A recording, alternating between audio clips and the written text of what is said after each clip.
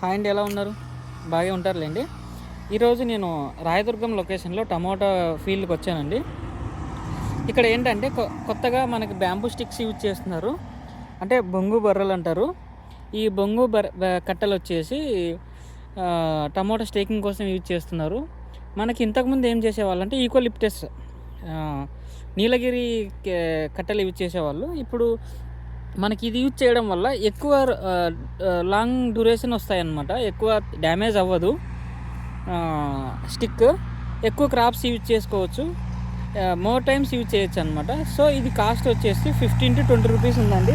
అంటే depending upon the size అనమాట.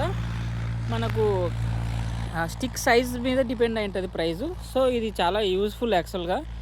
ఈకోలిప్టస్తో పోలిస్తే ఈ బ్యాంబూ, ఈ బొంగు బెర్రలు అనేటివి బాగా యూజ్ అవుతాయి. ఇలా స్టేకింగ్ చేయడం వల్ల మనకు క్రాప్ ఎక్కువ డ్యూరేషన్ వస్తుంది, నెంబర్ ఆఫ్ కటింగ్స్ ఎక్కువ అవుతాయి, మనకు ఫ్రూట్ క్వాలిటీ పెరుగుతుంది, ఎక్కువ డిసీజ్ ప్రెజర్ తక్కువ అవుతుంది. సో మనకు 10 పికింగ్స్ వచ్చే దగ్గర 15 వస్తుంది, 15 వచ్చే దగ్గర 20 పికింగ్స్ దాకా వస్తాయి.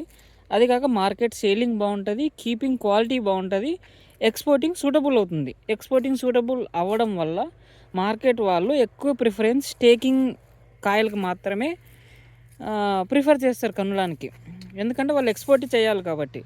సో దయచేసి ఈ స్టేకింగ్ చేయడము ఓవరు, అనవసరమైన ఖర్చులు అనుకుంటూ ఉంటారు. కానీ స్టేకింగ్ చేయడం వల్ల టమోటా పంటలో లాస్ ఉండదు, ఆల్మోస్ట్ లాస్ ఉండదు.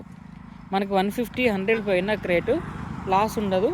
గుర్తుంచుకోండి, మీరైతే స్టేకింగ్ విధానమే ఫాలో అవ్వండి టమాటో క్రాప్లో. It's must be useful to everyone అనమాట. పూర్ ఫార్మర్ అయినా, పెద్ద ఫార్మర్ అయినా,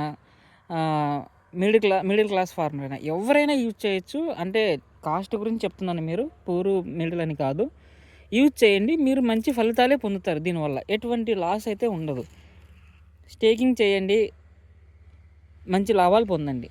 మీకు ఈ ఇన్ఫర్మేషన్ నచ్చితే లైక్ చేయండి, షేర్ చేయండి, సబ్స్క్రైబ్ చేయండి. Thank you.